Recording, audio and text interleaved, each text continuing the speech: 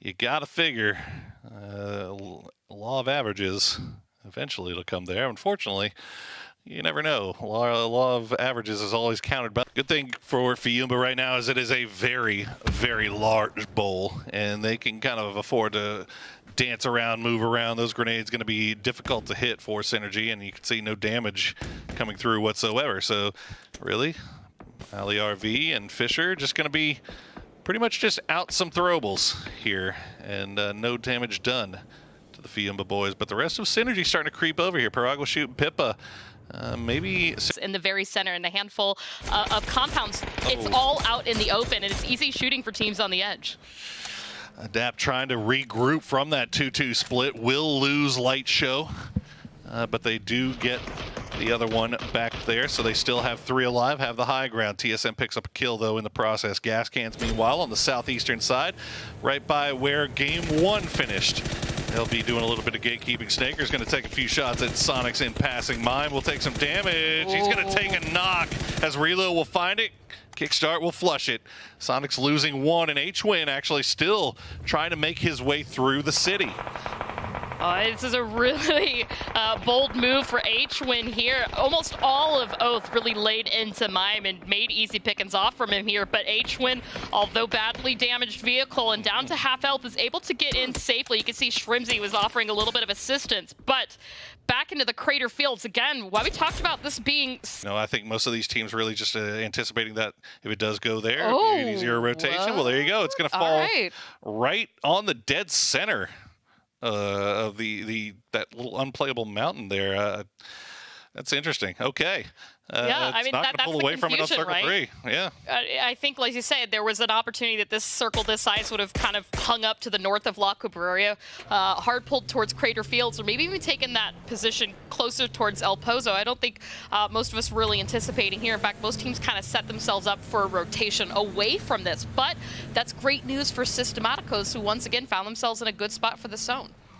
Yeah, great news for Systematicos, great news for TSM. Bad news for Wildcard as they have to get on the move once again. They're going to lose Maji because Young Kings holding the line for the time being, and now eUnited is taking shots in the backside of Wildcard as well. Zray will get taken out. He will get flushed. Maji getting flushed as well, so Young Kings will get the credit for their kills as TsoK hops in the vehicle, tries to send it, but he's got Troglodytes overseeing all of this. He gets knocked very, very low. Can he get over the ridgeline? Oh, just barely, but he's got 6 HP. Oh, okay.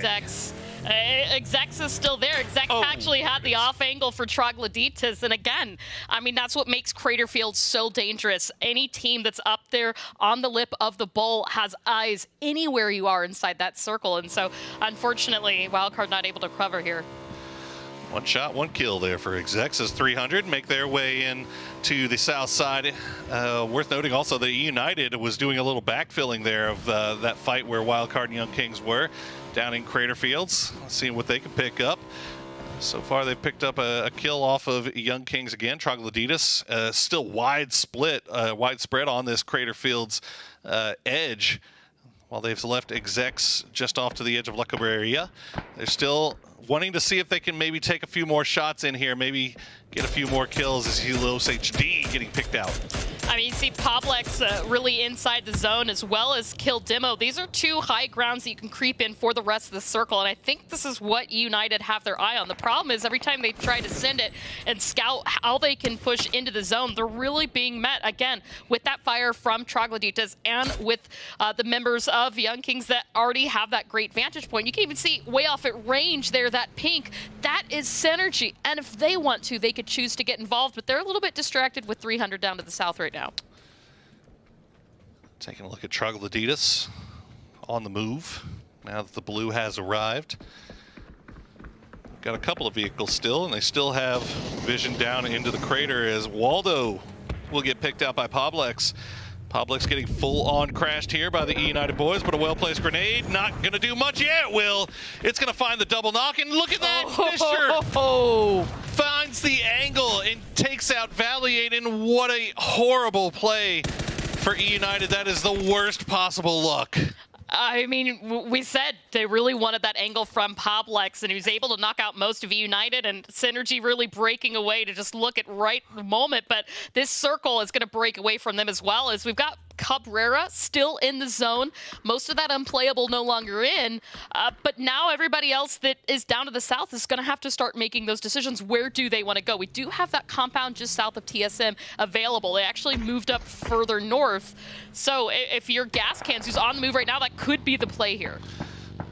Check my wording a little bit there. I got a little excited, said a horrible play for me, and it's not really a horrible play. That was the play that was available to him. It's just horrible luck as the grenade gets 2, and then just the unfortunate angle as everything kind of falls apart here as we see Systematicos taking shots at Hikerman from range. You can see the Systematicos has to make a move, but Gascan's just going to take the spot. That Systematicos, you got to assume, would maybe want to rotate. Gascan's just going to get it relatively free. You know, you're right. Systematicos should have left that compound much sooner than they did. In fact, I think once TSM sent it, that really would have been the good time for Systematicos to make a move. But they were keeping a little bit too long of eyes on what was happening in the south, and even kind of on Gascans, on that rotation. They didn't really act in as hard as you'd want. But that said, Fiumba did manage to recover. They've got 4 up. They've been kind of stuck in between a bunch of teams on a lot of fights and on the move as well. All right, Troglodytes, again, still on foot, still taking every fight that they can find as they make their way over to the east from that western side. They'll lose 1, but they're going to find some knocks here as TSM now having to push off into Black Tiger, and they're going to clean them up easily. Taken care of here by TSM, although did they lose? No, they didn't even lose anybody. I only think Penta maybe took about 20 HP in damage, but that's about it. I mean, we talked about how this circle is 3 for 3 today. Well, TSM is 3 for 3 for getting a good spot up to phase 4 in the zone. You know, we joked about them taking all that blue zone damage. I don't think they've taken any today. Adapt trying to make the crash, but they're not going to go. They're going to go down to Fiumba as Troglodytes continues to make their way through. They're going to run through SSG now. You can see Xiaoyu execs still up. Xiaoyu going to get knocked here as Sharpshot gets cleaned up. Olis and Roth trying to see if they can find an angle here. Olis with a nice grenade. Roth going to go down, but the grenade will do the damage as execs goes down. Rusty Zera has 7 HP left, and the booster is ticking away. Oldless will clean it up, but the damage done onto SSG. He can't stop for these reses. No, he's got to just focus on getting inside the zone. Luckily, though, nobody else has line of sight. However, Systematicos, again, we talked about leaving that compound too late. They left and took themselves right here into Dignitas. That circle not giving either of these teams favors. Try to go for the long wraparound, and they run face first into the buzzsaw that is Dignitas. 2 knocked, though, for Dignitas, as this is being third-partied a little bit from TSM. Big damage coming through, and now Dignitas almost losing Shimboy as well, but they will clean up Systematicos. They should be able to get that res, get back up to 3 strong. I mean, now if you're Dignitas, what do? You've got dips just outside of TSM's compound, or you could choose to fight Balefrost for that compound right there on the edge of Cabrera. We know Dignitas has been kind of holding on to the edge thus far, but, I mean, given where you have in the zone, everything else is kind of out in the open, or at least vulnerable to some of these other teams. Gascan's another one that I'm a little bit concerned about where they could go safely. There's just so much clustering in the south. Fiumba have this compound, but they've also got 300 right above them. 300 sneaking around, seeing what they can spot out. You can see Extreme just looking in windows, see what he can see. They've got room to work with on the edge of the circle here. They don't have to push, at least not yet. They've left Nefahor off to the south, taking shots down towards Gascans, who are finally getting into their vehicles and starting to make a move. I think Nef is just making sure that Gascans doesn't wrap up this mountain into 300 territory. Is DraftKings gonna find a little knock on of Kurt here. Should be resable though. I mean, Fiumba 2 up. I want to say it's always these two, right? It's always DraftKings or Emmy, and so I'd like to see them use this as a good scoring chance and having that high ground towards teams like Gascans, who actually chose to push TSM here. Oh no, nicoos and GregShot. I think Gascans had a real good idea of who was in this compound. They saw that knock come through, and they saw their moment, their opportunity to try to make a push, but unfortunately, it's just not going to go their way. GregShot has been taken down. There's still one alive. I think it's Hikerman. Hikerman down, and Gascans is eliminated. TSM holding strong. And while this has happened, SSG was also eliminated. We're down to just 6 teams, 18 players left alive, and this circle is getting so cozy. TSM able to mostly hold off that push from Gascans, but now they have to worry about Dignitas, who is creeping in. They saw what was happening on the kill feed, and they know now is the time to act before TSM finishes recovering. TSM does lose Purdy Curdy in the process, down to 3 as Dignitas will lead with the flashbang. Honey Badger not going to follow it up just yet. Penta going to lie prone on the outside of the building, waiting to see exactly where all of Dig is. They've left Shimboy on the high ground. He's going to find a nice little angle here on the Luke 12, gets the deeps in, but not the knock, as the Molly will come and follow up. Shimboy has a good angle onto Penta if he starts to peek out of that smoke here, as now the circle pops and it's going to go hard south. Both of these teams have to finish each other off or finish this fight and start getting on the move very soon, because you've also got Oath off to the north and Soniqs quietly. I never thought I'd say this. Soniqs quietly on the western side. Yeah, it's something to note, too, of Oath. I mean, their 2 choices really are to crash what's been happening here with Dignitas and TSM, which if the kill feed really pops off and they think that there might be enough players down, they could take out this position. They should be moderately aware of where Soniqs are, and they also know that that position Soniqs have is going to be a hard, kind of a hard fight for. But as we see Oath starting to set up on that left-turn side, that could be the play. I think, you know, 1 squad a little bit better than 2 squads, right? We'll see what happens. One thing is for sure, that this fight has to come to a head. Dignitas going to put 2 on that high ground for the time being. Smoke's still laying down, but Penta just going to hold the angle and wait to see if he can catch Dignitas unawares. He does spot Honey Badger's shoulder just briefly, as Honey Badger starting to work the edge, but he reads him like a book. Good shots from Honey Badger. Will get that knock onto Penta.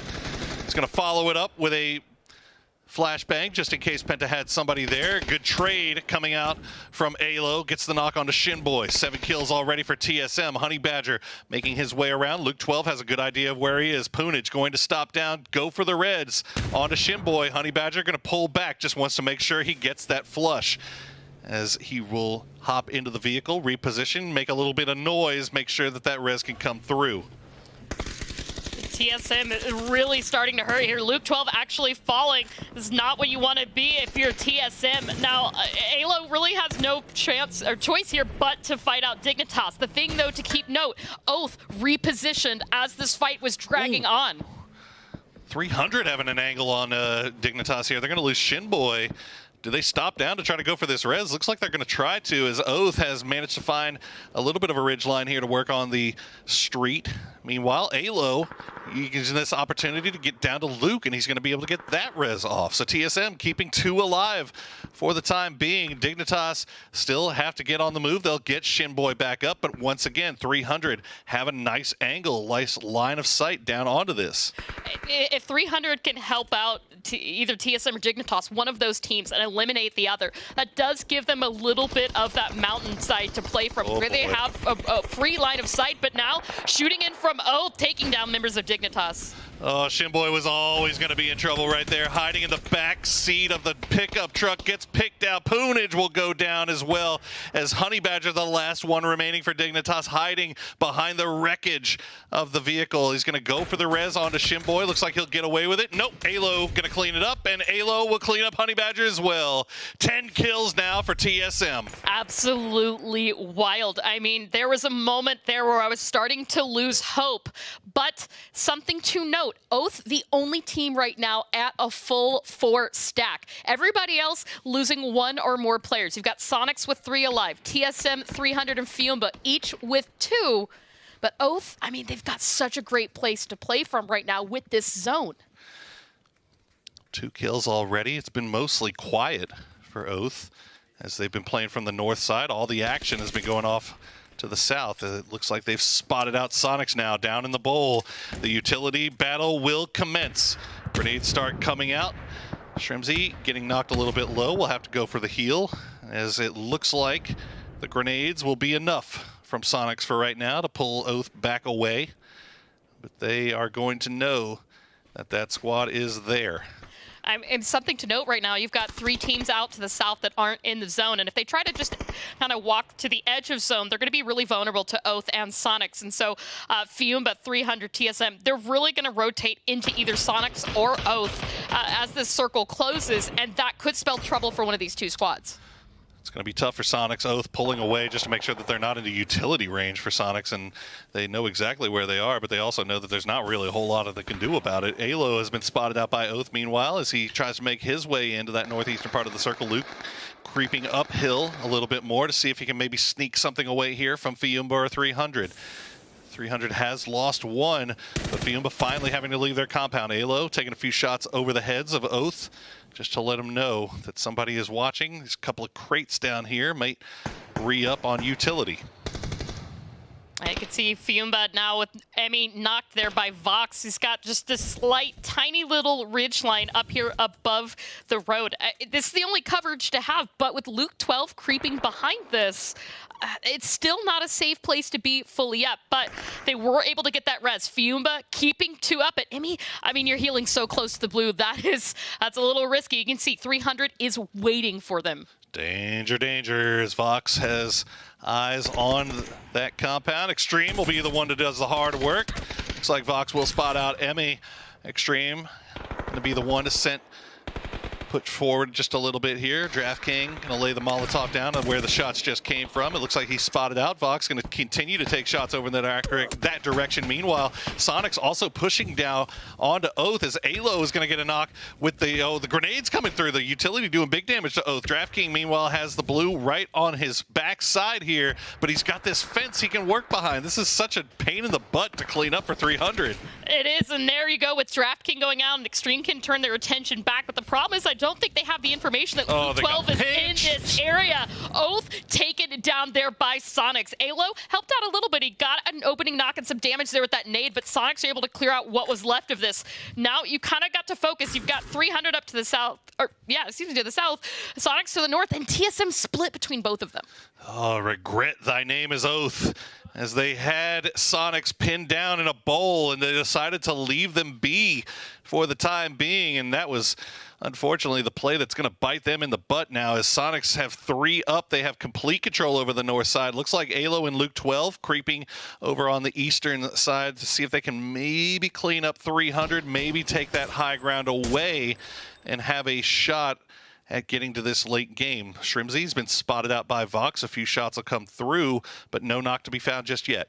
I mean, 300 and TSM on either side of this ridgeline, so they don't fully have a vantage point on each other. But what they do have a vantage point is to all 3 members of Soniqs down below. So as that team starts to creep back in, this could be an opportunity for both of them to deal with the threat at hand, take out Soniqs and turn their attention to each other. But Luke 12 has that Groza out. I think he's trying to decide if it's worth it.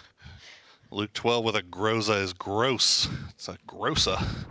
As TSM lining right next to each other. Looks like Extreme is going to play that anchor position, listening for those footsteps, while Vox keeps an eye on the Soniqs. Tiggleton and hwinn, they've got the ridge line. Shrimzy has a rock.